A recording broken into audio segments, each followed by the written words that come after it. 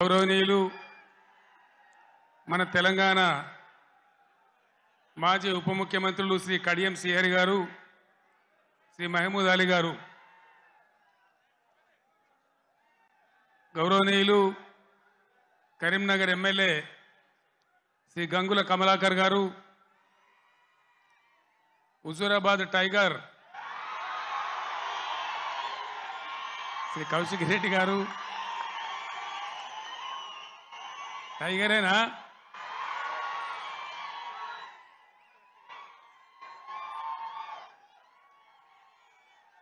Karimnagar parliament సభ్యులుగా పోటీ చేస్తున్న వినోద్ కుమార్ గారు, పెద్దపల్లి పార్లమెంట్ సభ్యులుగా పోటీ చేస్తున్న శ్రీ ఈశ్వర్ గారు, 2001లో 17 మే నాడు నాతో పాటు ఇదే స్టేజ్ మీద ఉన్న పెద్దలు గౌరవనీయులు మాజీ పార్లమెంట్ సభ్యులు శ్రీ కెప్టెన్ లక్ష్మీకాంతారావు గారు, వేదికను అలంకరించిన గౌరవ శాసన మండలి సభ్యులు, మాజీ కార్పొరేషన్ల చైర్మన్లు, స్థానిక సంస్థల ప్రజాప్రతినిధులు, పార్టీ పెద్దలు, మీ అందరికీ కూడా పేరు పేరున నమస్కారాలు. సభలో ఆసీనులైనటువంటి అన్నదమ్ములకు, అక్క చెల్లెలకు నా నమస్కారాలు.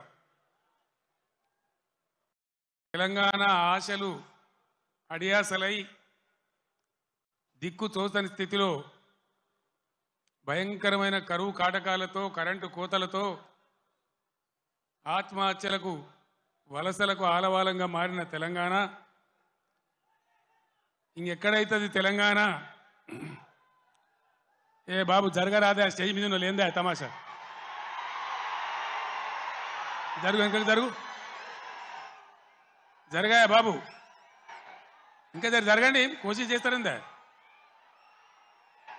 ప్లీజ్ జరగండి. దిశ దశ లేకుండా అన్నమో రామచంద్ర అని అలమటిస్తున్న తెలంగాణ కోసం హైదరాబాద్ జలదృశ్యంలో ఫోటోగ్రాఫర్స్ ప్లీజ్ జరగండి, ప్లీజ్ జరగాయ బాబు.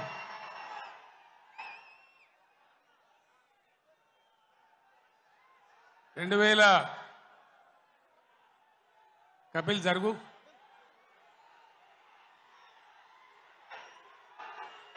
జరగాయ బాబు, అంత లుల్లి పెట్టి తినబడతలేదా?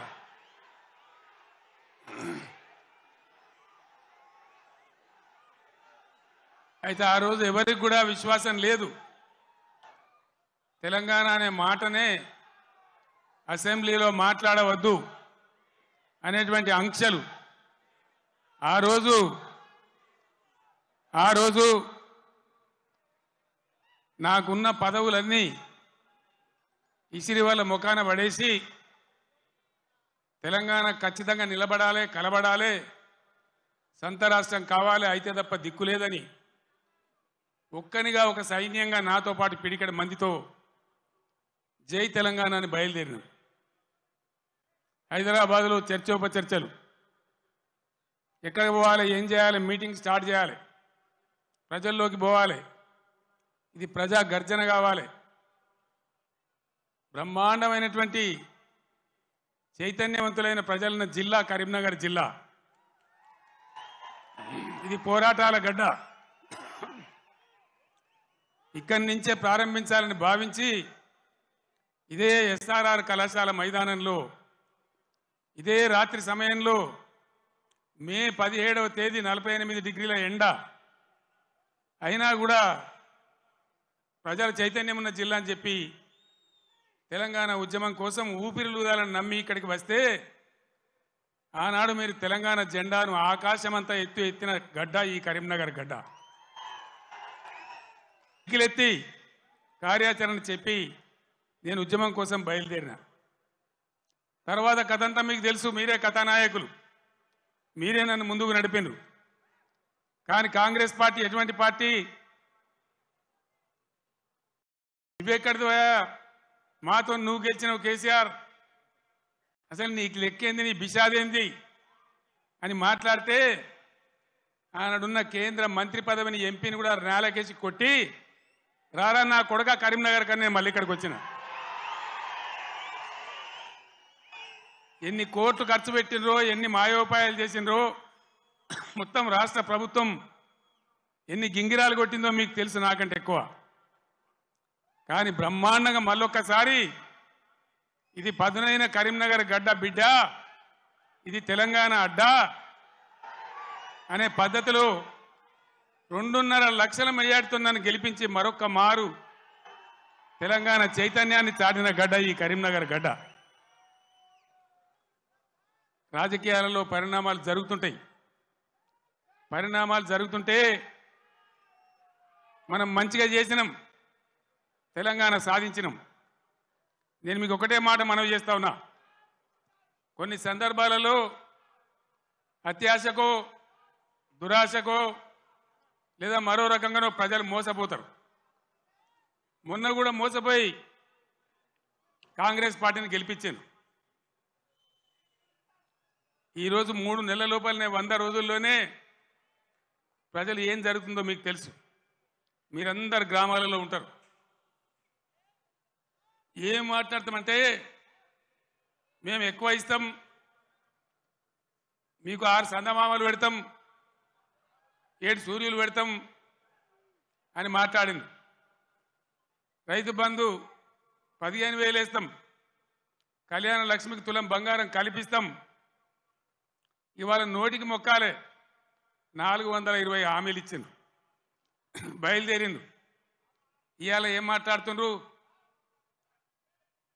రైతు బంధు అడిగితే చెప్పుతోను కొడతామంటాడు ఒక మంత్రి. నేను చెప్పిన బిడ్డ, రైతుల చెప్పులు చాలా బందోబస్తుంటాయి, దబ్బన వాళ్ళు అదే పనికెత్తుకుంటే ఏమవుతుంది మీకు గతి అని కూడా నేను చెప్పిన. బందోబస్తు ఉండే ఆ రైతుల చెప్పులు. మంత్రిగా ఉన్న వ్యక్తి రైతు బంధు అడిగితే చెప్పుతోను కొట్టుకుంటాడు. ఇంకెవడో సన్నాసిగాడు కూడా అంటాడు. అంటే ఏందన్నట్టు? ఇప్పుడు ఇన్న ముఖ్యమంత్రి ఆయనను 6 గ్యారెంటీలు ఇవ్వయా, కరెంట్ ఎందుకు మాయమైందా, నీళ్ళు ఎందుకు మాయమవుతున్నాయని అడిగితే ఆయన నేను పండబెట్టి తొక్కుతా, పేగులు మెడలేసుకుంటా, పెండ ముఖానికి రాసుకుంటా, చీరుతా, సంపుతా, మానవ బాంబునైతా, మట్టి బాంబునైతా అని మాట్లాడతాడు. ఇంత అసహనమా? ఒక ముఖ్యమంత్రి మాట్లాడవలసిన భాషనా ఇది? పద్ధత? తెలంగాణ రాష్ట్రానికి, సమాజానికి ఇది ఒక గౌరవమా? దయచేసి ప్రజలు ఆలోచించాలని చెప్పి నేను కోరుతా ఉన్నా. ఈ కరీంనగర్ గడ్డ నుంచి యావత్తు తెలంగాణ ప్రజానీకానికి నేను పిలిపిస్తా ఉన్నా. తెలంగాణ ముఖ్యమంత్రి అంటే తెలంగాణ మాట్లాడే మాటలు, ఆ ముఖ్యమంత్రి మాట్లాడే మాటలు, ఎవరన్నా ముఖ్యమంత్రి పదవులు ఉన్న వ్యక్తి మేము మానవ బాంబులం అయితే మనం మాట్లాడొచ్చునా? మాకు మాట్లాడరాదా? తిట్టానంటే తిట్టు తక్కువన్నాయా? ఇవాళ గీయాలకు మొదలు పెడితే రేపు గీయాల దాకా తిట్టచ్చు. నేను మాట్లాడినా, తెలంగాణ ఉద్యమంలో మాట్లాడినా, తెలంగాణ వ్యతిరేకించిన వాళ్ళను దద్దమ్మలు అన్నా, సన్నాసులు అన్నా, సమైక్యవాదం, సమగ్రాభివృద్ధి అంటే సన్నాసులారా ఏది రాని మాట్లాడినా. కానీ ఈ విధంగా 10 ఏళ్ళ ముఖ్యమంత్రిగా ఉన్నప్పుడు నా నోటి నుంచి ఒక్క రోజన్నా, ఒక సందర్భంలోన్నా ఇటువంటి దురుసు మాటలు మీరు విన్నరా? దయచేసి ఆలోచన చేయాలని నేను చెప్పేది చాలా సీరియస్ మాట. ఎందుకంటే తెలంగాణ రాష్ట్రం తెచ్చుకున్నాం, 10 ఏళ్ళు బ్రహ్మాండమైన పాలన చేసినాం. మీ అందరికీ తెలుసు, తెలంగాణ వచ్చినాడు కొత్త కుండల ఈగదు వచ్చినట్టు. దిక్కు దిశ లేదు, బడ్జెట్ ఎంతో తెలియదు, కరెంటు లేదు, కాలిపోయే మోటార్లు, పేలిపోయే ట్రాన్స్ఫార్మర్లు, మంచినీళ్ళకు అన్నమో రామచంద్ర, రాష్ట్ర వ్యాప్తంగా చేనేత కార్మికుల ఆకలి చావులు, రైతుల ఆత్మహత్యలు, అప్పుల బాధ భరించలేక ఒక భయంకరమైన పరిస్థితులలో ఈ రాష్ట్ర ప్రజలు నన్ను ముఖ్యమంత్రి చేసిన మీరందరూ కలిసి. నేనేమన్నా అన్నానా? ఆంధ్ర వాళ్ళు మోసం చేసిపోయినారు, డబ్బులు లేవు, ఖజానా ఖాళీ అని నా నోట్ల నుంచి ఎప్పుడన్నా మీరు విన్నారా? లంకె బిందెల కోసం వచ్చినామని అన్నానా? ఎవడన్నా ముఖ్యమంత్రి లంకె బిందెలని మాట్లాడచ్చునా? నీకు ఏ పరిస్థితి దొరికిందో ఆ పరిస్థితి మీద ముందటికి ఒక మార్గం వేసుకొని ఎట్లా దాన్ని చక్కగా చేయాలో చేయాలి. మొన్నటిదాకా బీఆర్ఎస్ ప్రభుత్వం ఉన్నది, 10 ఏళ్ళు పనిచేసినాం. ఎస్, ప్రజలు మీకు ఇచ్చిండ్రు, మాకు అభ్యంతరం లేదు, మాకంత ఈర్ష్య కూడా లేదు. నువ్వు మాకన్నా కుడిచేయి పని చేయి, మాకన్నా మంచిగా పని చేయి, మంచి పేరు తెచ్చుకో, మేము పోటీ పడేటట్టు చూసుకో, మాతో పోటీ పడేటట్టు చూసుకో. కానీ ఈ సీరితము, పండబెట్టి తొక్కుతాము, రైతు బంధు అడితే చెప్తోని కొడతాము. ఒక్క మాట దయచేసి మీరు ఆలోచన చేయాలి.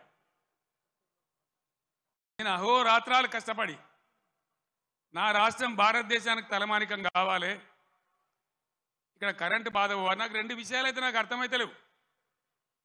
చాలామందిని అడిగిన నేను ఇదేం కథరా భయం. మంచినీళ్ళు భగీరథ ప్రయత్నం చేసి 2-3 నెలలు రాత్రి నిద్ర లేకుండా రాత్రి 3 గంటల వరకు కూడా పనిచేసి ఒక అద్భుతమైన పథకం రూపకల్పన చేసి మంచి సోర్సుల దగ్గర పెట్టి నేను ఒక ఛాలెంజ్ చేసిన అసెంబ్లీలో మీకు జ్ఞాపకం చేస్తా ఉన్నా. ఈ 5 ఏళ్ల లోపు 14 నుంచి 19 వరకు ఈ టర్మ్ లోపల భగీరథ నీళ్లు తెచ్చి ఇంటింటికి నల్లా పెట్టి నీళ్లు ఇయ్యకపోతే మేము మళ్ళీ అసెంబ్లీ నిలవడం, ఓట్లు అడగా అని చెప్పి నేను శపథం చేసిన శాసనసభలో. అదే పద్ధతిలో తెచ్చి ప్రతి ఇంటికి ఆదిలాబాద్ గోండుగూడెంలో, నల్లగొండ లంబాడి తండాలో అందరికి కూడా వచ్చే విధంగా ప్రతి ఇంటికి నల్లా ఇచ్చి బ్రహ్మాండంగా మంచినీటి సరఫరా చేసినాం. ఇప్పుడున్న ప్రభుత్వానికి ఆ పథకం నడిపే తెలివి లేదా అని నేను అడుగుతా ఉన్నా. ఎందుకు ఇలా మిషన్ భగీరథల సమస్యలు వస్తూ ఉన్నాయి? అదేవిధంగా రెండవది కరెంటు. మీ అందరికి తెలుసు, నేను ముఖ్యమంత్రి అయినాడు కరెంటు ఎట్లా ఉండే. ఏడాది అర్థం లోపల దాన్ని బాగా చేసి రెప్పపాటు సెకండ్ పార్ట్ కరెంటు పోకుండా రాష్ట్రంలో అన్ని వర్గాలకు కరెంటు ఇచ్చినాం. పోచారం శ్రీనివాసరెడ్డి గారు నా పక్కనే ఉన్నారు, ఆనాడు వ్యవసాయ శాఖ మంత్రిగా ఉండిరి. ఆయనకు నేను లక్ష్మీపుత్రుడు అని పేరు పెట్టుకున్నా. ఆయన కాలంలోనే 24 గంటలు రైతులకు ఫ్రీ కరెంట్ వచ్చింది, రైతు బంధు వచ్చింది.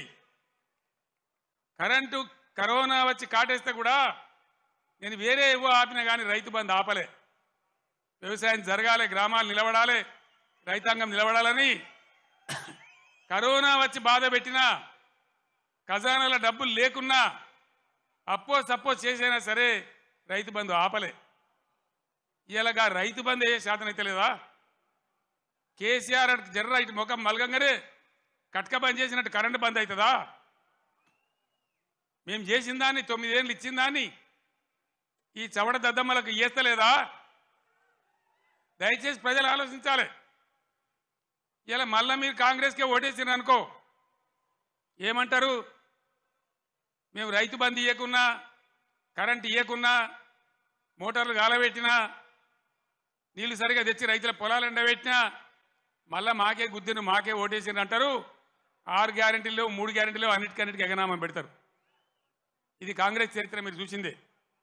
ఇప్పుడే చెప్పిన వినోద్ కుమార్ గారు, ఇదే అత్యవసరం బీఆర్ఎస్కి ఎంపీలు. ఎందుకంటే ఈ టైంలోనే మీరు కర్రు కాల్చి సురుకు పెట్టకపోతే నిర్లక్ష్యం వచ్చేస్తుంది, అహంకారం పెరిగిపోతుంది. ఇప్పుడు చెప్పుతో కొడతా అంటే రేపు నిజంగానే కొడతాడు. ఆ విధంగా మోసపోదామా? లేదు బీఆర్ఎస్ గులాబీ జెండా ఎగిరేసి బ్రహ్మాండంగా మన ఎంపీలను గెలిపించి ముందుకు పోదామా? తెలంగాణ సమాజం ఆలోచన చేయాలి.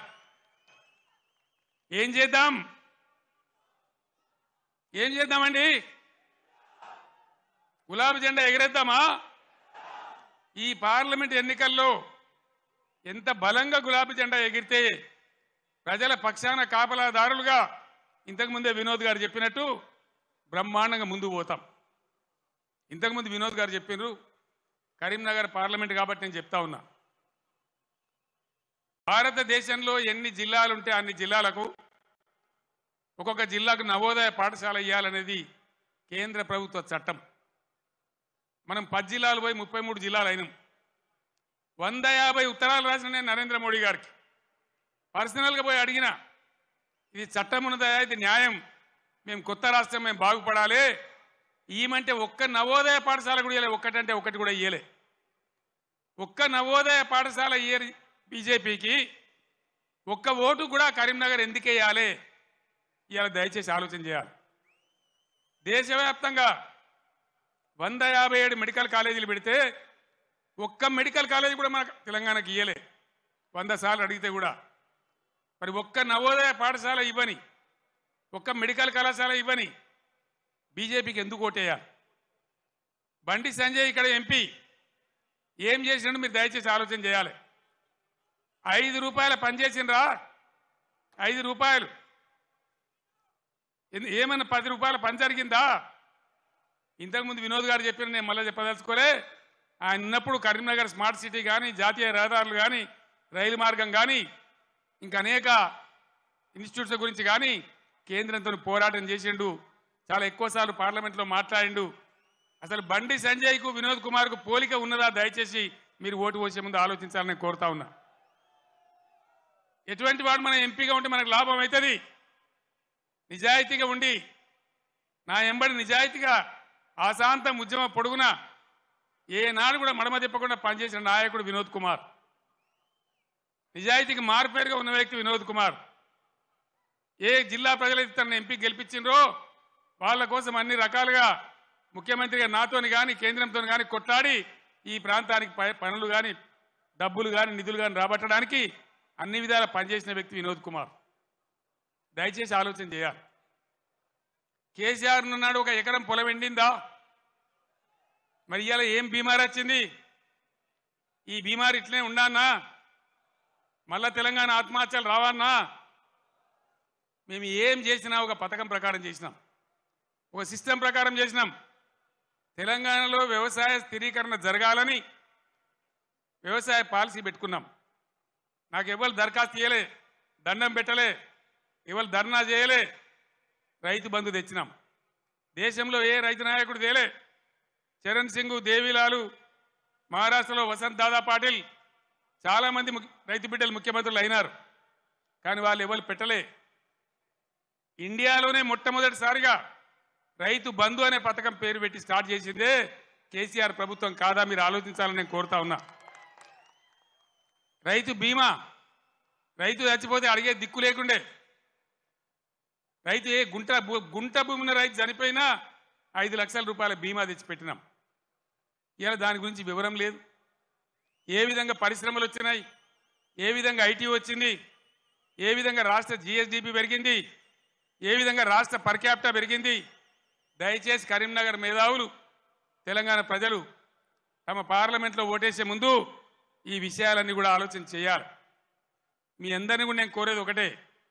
నేను పెద్ద లంబా చెవుడా గంటసేపు మాట్లాడా, మీరన్నీ చూస్తున్నారు. ప్రతిదానికి మీరే సాక్షులు. కేసీఆర్ నాడు ఎట్లా పచ్చని పొలాలుండే, ఎట్లా 24 గంటల కరెంటు ఉండే, ఇలా ఇంత మాయలమే ఎట్లా మాయమైనాయి, ఎందుకు మాయమైనాయి? ఈ అసమర్థ కాంగ్రెస్ పాలకులు బోగస్ మాటలు చెప్పిండ్రు. రైతులకు బోనస్ ఇస్తామన్నారు. మొన్న వానకాలం పంట బోనస్ ఇచ్చిండ్రా? ఇప్పుడు యాసంగి గురించి ఇస్తామని చెప్తున్నారా? అంటే బోనస్ బోగస్ అయిపోయింది. ఈ విధంగా అనేక విషయాలలో పదవికి ఇప్పుడే వచ్చినాం కదా, ఇప్పుడే అబద్ధం ఎట్లా ఆడితే ఎట్లా అనే ఇది కూడా లేకుండా అడ్డగోలుగా మాట్లాడుకుంటూ, నానా బూతులు మాట్లాడుకుంటూ, ఒకటే రకంగా కేసీఆర్ మీద ఏడ్చుకుంటూ వాళ్ళు పనిచేస్తూ ఉన్నారు. మీరు చూస్తూ ఉన్నారు. కాళేశ్వరం ప్రాజెక్ట్, దానిలో మేడిగడ్డ బ్యారేజు 100 కాంపోనెంట్లలో అదొక చిన్న కాంపోనెంట్. దాంట్లో కొంచెం ఇసుక జారి 2 పిల్లర్లు కుంగినాయి. అదేందో ప్రళయం బద్దలైనట్టు, దేశమే కొట్టుకపోయినట్టు. నేను 2-3 రోజుల తర్వాత టీవీలో కూర్చుంటున్నా, ప్రతి ఇంటికి చేరుకొని చెప్తా కాళేశ్వరం సంగతి ఏందో, ఎందుకు కట్టినామో. కాళేశ్వరం పుణ్యమే కదా, ఎంత బ్రహ్మాండంగా ఈ జిల్లాలో నీళ్ళు వచ్చినాయి. ఏ విధంగా మిడ్ మానేరు ఎల్ఎండి నిండి ఉంటుండే, ఏ విధంగా చెరువులు, చెక్ డ్యాములు, మత్తళ్ళు దుంకుతుండే. చాలా దుఃఖం కలుగుతూ ఉంది మనసుకు. నా కండ్ల ముందే ఇంత తొందరలోనే ఈ కరెంటు మాయం కావడం, రైతులు కళ్ళలో నీళ్లు పెట్టుకోవడం, సోషల్ మీడియాలో చూస్తూ ఉంటే అనేక చోట్ల రైతులు పొలాలు కాలబెడతా ఉన్నారు, గొర్రెలను మేపుతా ఉన్నారు, గొడ్లను మేపుతా ఉన్నారు. వాళ్ళు అట్లా నాశనం అవుతుంటే కూడా నేను పేగులు మెడలేసుకుంటా, పండబెట్టి తొక్త డైలాగులే తప్ప, రైతు సోదరులారా భయపడకండి.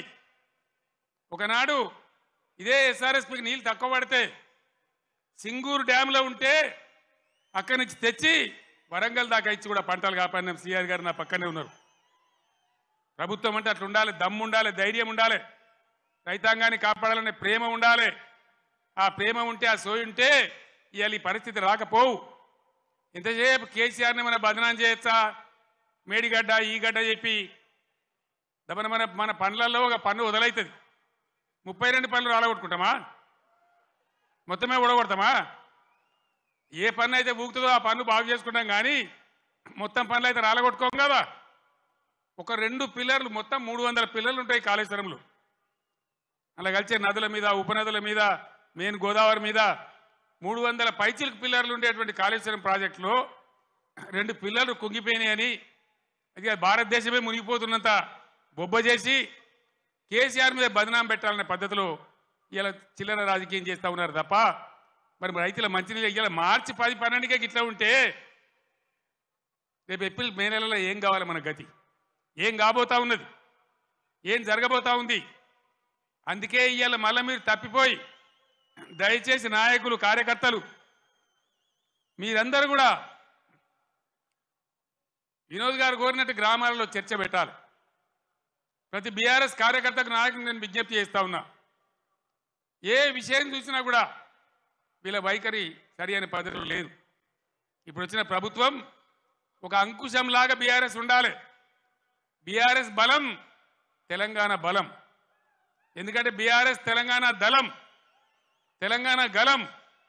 శాసనసభలో కానీ, పార్లమెంట్లో కానీ అన్ని విధాల ఇటు రాష్ట్రాన్ని, కేంద్రాన్ని ఒప్పించి మెడలు వంచి బ్రహ్మాండంగా పని జరిగాయనంటే బీఆర్ఎస్ ఉండాలి. నేను మా ఎమ్మెల్యేలు వస్తే నేను చెప్పిన, వాళ్ళు గెలిచిండ్రా 3 నెలల దాకా వాళ్ళని పనిచేయనండి, 4 నెలల దాకా వాళ్ళ వ్యవహారం ఏదో చూద్దాం, మన మీద వాళ్ళకి అధికారం వచ్చిందని ఈర్ష్యపడ్డట్టు అక్కస్తో ఉండొద్దు, మనం వదిలిపెడదాం వాళ్ళను, 4 నెలల తర్వాత కార్యాచరణ మొదలు పెడదామని అన్నాం. ఒక్కటంటే ఒక్క మాట మీద ఖాయం ఉండద్దా? ఉరుకుర్రి 2 లక్షలు రుణం తెచ్చుకోండి, 9 తారీఖు నాడు నేను మాఫీ, డిసెంబర్ 9 నాడే. అందుకే ఈరోజు బీఆర్ఎస్ ఎమ్మెల్యేలు ప్రశ్నిస్తూ ఉన్నారు, బీఆర్ఎస్ నాయకులు ప్రశ్నిస్తూ ఉన్నారు. మీ అందరు నేను కోరేది ఒకటే, తెలంగాణ బలంగా ఉండాలంటే బీఆర్ఎస్ బలంగా ఉండాలి, ప్రశ్నించేవాడు ఉండాలి.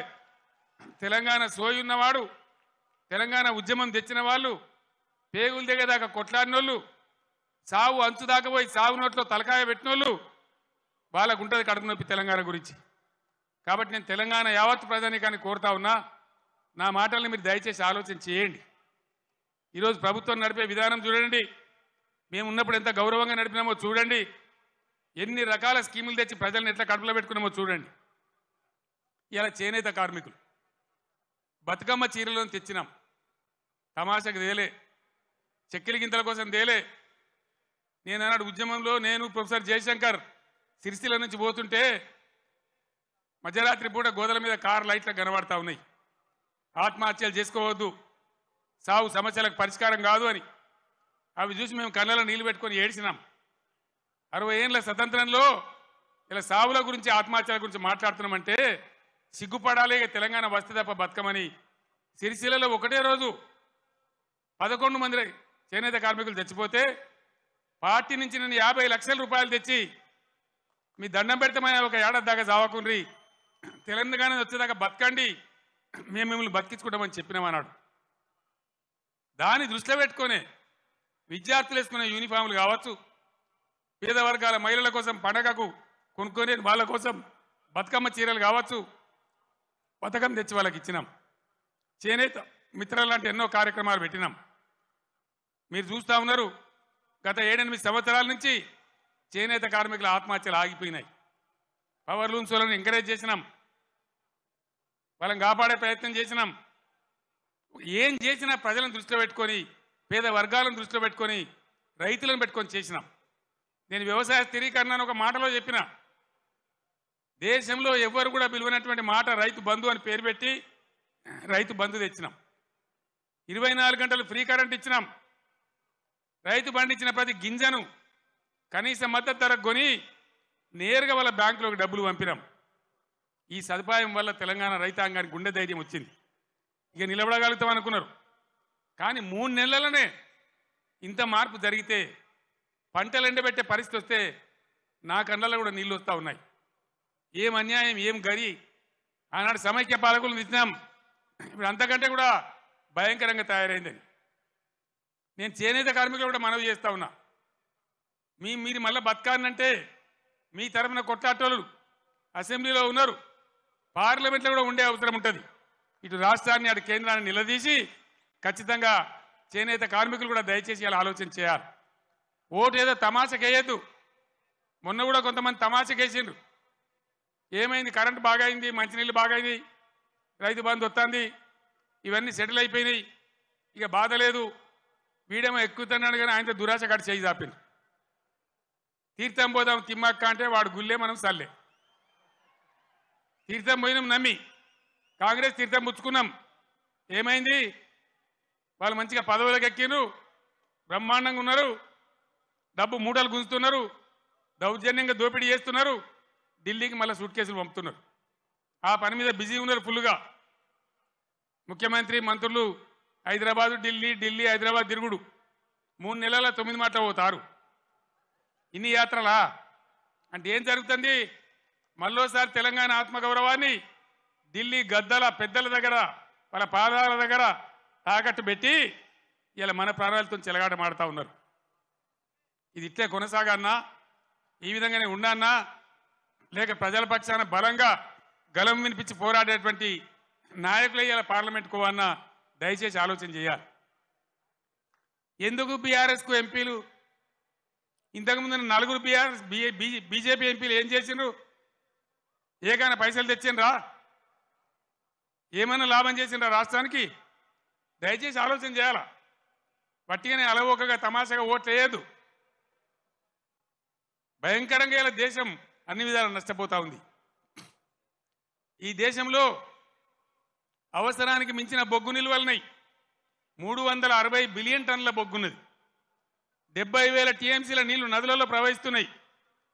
40 కోట్ల ఎకరాల సాగు భూమికి సరిపడే నీళ్లు బ్రహ్మాండంగా ఉన్నాయి. కేంద్రంలో కూడా సమర్థమైన ప్రభుత్వం ఉంటే బ్రహ్మాండంగా దేశం కరెంటు కొరత లేకుండా యావత్తు దేశమే ఉండే పరిస్థితి ఉంటుంది. మొన్న నన్ను మీరు ఇక్కడ ఆగబట్టింది, బ్రేక్ కొట్టింది, కానీ మొన్న నేను ఇక్కడ గెలిచి ఉంటే ఈ పాటికి సగం దేశంలో అగ్గి పెట్టేవాడిని, శిక్షించేవాడిని, మొత్తం దేశాన్ని చైతన్యం చేసేవాడిని. చిన్న దెబ్బ తగిలింది, పర్వాలేదు, ఓర్చుకుందాం, తట్టుకుందాం. మనం ఉద్యమాలు చేసిన వాళ్ళం, ఓపిక ఉన్నోళ్ళం, పేగులు తెగదాకా కొట్లాడే శక్తి ఉన్నోళ్ళం, ధైర్యం ఉన్నోళ్ళం, ధైర్యంగా ముందుకు పోవాలి. మేము దళిత బంధు తెచ్చినా, చేనేత కార్మికుల కోసం తెచ్చినా, రైతు బంధు తెచ్చినా, కులము మతము జాతి ప్రసక్తి లేకుండా మైనార్టీ రెసిడెన్షియల్ పాఠశాలలు పెట్టినా, బీసీలకు పెట్టినా, ఎస్సీలకు పెట్టినా, ఎస్సీలకు పెట్టినా, కులం చూడలే, మతం చూడలే, జాతి చూడలే. ఇలా మనం కూడా తెలంగాణ జాతిగానే నిలబడాలి, కలబడాలి. దయచేసి నేను మీ అందరినీ ప్రార్థించేది, నేను లంబా చౌడ ఉపన్యాసం చెప్పడానికి రాలే. ఒక మెసేజ్, ఒక టేకాఫ్. ఇది లక్ష్మీ గడ్డ కాబట్టి, ఇదే గడ్డ నుంచి తెలంగాణ సాధించినాం కాబట్టి నేను మీకు అందరికి ఒకసారి నమస్కరించి ఈ అప్పీల్ తెలంగాణకు చేసి బ్రహ్మాండంగా చేయాలని చెప్పి నేను ప్రయత్నం చేస్తూ ఉన్నాం. కాంగ్రెస్ గవర్నమెంట్లో మీరెవరు భయపడే అవసరం లేదు, నేను చెప్తా ఉన్నా. పోలీస్ సోదరులారా, మీకు మనవి చేస్తా ఉన్నా, మీరు అనవసరంగా గ్రామాలలో చిచ్చులు పెట్టి సోషల్ మీడియా పోస్టులు పెట్టిన వాళ్ళని కూడా బెదిరిస్తూ ఉన్నారు. ఇది మంచిది కాదు. మీరు చూడండి, ప్రజల స్పందన చూడండి. నేను అడుగుతా ఉన్నా, మీకు పోలీసులకు రాజకీయాలు ఎందుకండి? ఏమక్కర్నాయి మీకు రాజకీయాలు? ఇలా ఎవరికి అధికారం శాశ్వతం? మేము 10 ఏళ్ళు ఉన్నాం ప్రభుత్వంలో, మా మీద కూడా కొన్ని కుక్కలు మొరిగినా కానీ ఏమని పాపాన పడిపోతాడన్నాం, కానీ మేము ఈ దౌర్జన్యాలు చేయలే. మేము ఉన్ననాడు కనుక పోలీసులు ఇయ్యాల చేసే దౌర్జన్యాలు పోలీసుతో చేయిస్తే ఈ కాంగ్రెస్ వాడు ఒక్కడు మిగులునా అసలు ఈ రాష్ట్రంలో? మేము అటుపోలే, ఆ దారి పట్టలే. మేము ప్రజల సంక్షేమం కోసం పనిచేసినాం, 24 గంటల కరెంటు కోసం పనిచేసినాం, పేద ప్రజల ఆకలి తీర్చాలని పనిచేసినాం, ముసలి ముడిగ వాళ్లకు 2000 రూపాయల పెన్షన్ ఇచ్చి ఆదుకున్నాం. ఎంత చెప్పినామో అంత అమలు చేసి చూపించినాం. ఒకటో అరనో తప్పితే అన్నిటికన్నీ అమలు చేసినాం. 1,70,000 మంది విద్యార్థులకు ఉద్యోగాలు కల్పించినాం, అన్నీ కూడా చేసినాం. సరే, జరిగింది ఏదో జరిగింది. భవిష్యత్తులో ఇప్పుడు జరగాల్సింది, నేను మీ అందరినీ కోరేది, ఈ కరీంనగర్లో నిలువెత్తున తెలంగాణ సోయి నింపుకున్నవాడు మన వినోద్ కుమార్. క్లీన్ క్యారెక్టర్ అన్న వ్యక్తి మన వినోద్ కుమార్. ఈయనకు బండి సంజయ్కి పోలిక లేదు, పొంతన లేదు, నక్కకు నాగలోకి అనుకున్న తేడా ఉంది. ఈ విషయాలు గమనించి ఎవరు ఉంటే బాగుంటుంది అనేది మీరు నిర్ణయించి దయచేసి వినోద్ కుమార్ గారిని గెలిపించాలి అని నేను కోరుతా ఉన్నా. ఎవరన్నా ఈరోజు కాంగ్రెస్ వాడు కానీ బీజేపీ వాడు కానీ గుండెల నిండా జై తెలంగాణ అంటాడా? ఎవరనాలి? మళ్ళా ఇదే గులాబీ జెండా, ఇదే వినోద్ కుమార్. వినోద్ కుమార్ ఉపన్యాసం మొదలుపెట్టేటప్పుడు ముగించేటప్పుడు 2 సార్లు గుండె పగిలిపోయేలాగా జై తెలంగాణ అన్నాడు. నేను కూడా మీ అందరినీ కోరుతున్నా, ఆనాడు 17 నాడు 2001 మే 17 ఎట్లయితే సింహగర్జన చేసినామో అదేవిధంగా ఇలా మత సామరస్యంతో కులం మతం జాతి లేకుండా అందరం కలిసి ముందుకు పోవాలి, అందరం గొప్పగా బతకాలి. ఇవాళనే రంజాన్ ప్రారంభమైంది. తెలంగాణ వ్యాప్తంగా ఉన్న ముస్లిం సోదరులందరికీ ఈ కరీంనగర్ వేదిక నుంచి నేను రంజాన్ శుభాకాంక్షలు తెలియజేస్తా ఉన్నా, రంజాన్ ముబారక్ కూడా తెలియజేస్తా ఉన్నా. అందరం కలిసి తెలంగాణ జాతి యావత్తు ఏకతాటిపై నలిసి కుల మతాలకు అతీతంగా అందరం బాగుపడే కోసం మళ్ళా ఈ గులాబీ జెండా ఉంటేనే తెలంగాణకు రక్ష. కాబట్టి ఈ పార్లమెంట్ ఎన్నికల్లో అన్ని స్థానాలలో కూడా మనం ముందుకు దూసుకొని పోవాలి. కార్యకర్తలకు నాయకులకు నా మనవి, పవర్ బ్రోకర్ గాళ్ళు ఎప్పుడు ఉంటారు, కొన్ని బేవార్స్ ఛానళ్ళు ఎప్పుడు ఉంటాయి. బీఆర్ఎస్ పుట్టినాడే అన్నారు, ఇది మకల పుట్టింది పుబ్బల పోతుందని. పుబ్బల పోలే మీ ఈపులే పలిగినాయి బిడ్డ, ఎక్కడి దాకా మిమ్మల్ని ధర్మం మీకు తెలుసు. తెలంగాణ ఉన్ననాడు ఉండేదాకా బీఆర్ఎస్ భూమి ఆకాశం ఉన్నన్ని రోజులు ఈ గులాబీ జెండా ఉంటుంది, ఇది ఖాయమని చెప్పి నేను మనవి చేస్తా ఉన్నా. అక్కడనో ఇక్కడనో కూడా తలమాంచ కూడా ఒకడో ఇద్దరు పోతే కొన్ని బేవార్స్ ఛానళ్ళు ఇక బీఆర్ఎస్ కథమైపోయిందని మాట్లాడుతూ ఉన్నారు. అట్లా ఇదివరకు కూడా అట్లా అన్నోడు కథమైంది, కానీ గులాబీ జెండా ఇప్పుడు కథం కాలే బిడ్డ, యాది పట్టుకోవాలి, జాగ్రత్త. మీ దొంగ ప్రచారాలకు ఇప్పుడు ఇక్కడ భయపడేవాడు లేడు. మన కొద్ది రోజులలోనే ఎంత వైభవంగా బీఆర్ఎస్ వచ్చి మళ్ళీ ఎట్లా తెలంగాణను తీర్చిదిద్దుతుందో మీరే కళ్ళారా చూస్తారు, మళ్ళీ మీరే సలాములు కొట్టుకుంటూ వస్తారు. కాబట్టి మీ బేవార్స్ బ్రోకర్ ప్రచారాలు బంద్ చేయండి. ఎవడో నలుగురు పోతే మనకు పెద్ద పోయేదేం లేదు. ధైర్యంగా ఉన్న కార్యకర్తలు ప్రజాశక్తిని కూడదీసి మనం ముందుకు పోయి అద్భుతంగా మళ్ళా విజయాన్ని సాధిద్దాం, మన రాష్ట్రాన్ని గొప్పగా తీర్చిదిద్దుకుందాం. ఈ పార్లమెంట్ ఎన్నికల్లో కరీంనగర్ నుంచి వినోద్ కుమార్ గారిని గెలిపించాలని కోరుతూనే సెలవు తీసుకుంటామని. జై తెలంగాణ, జై తెలంగాణ.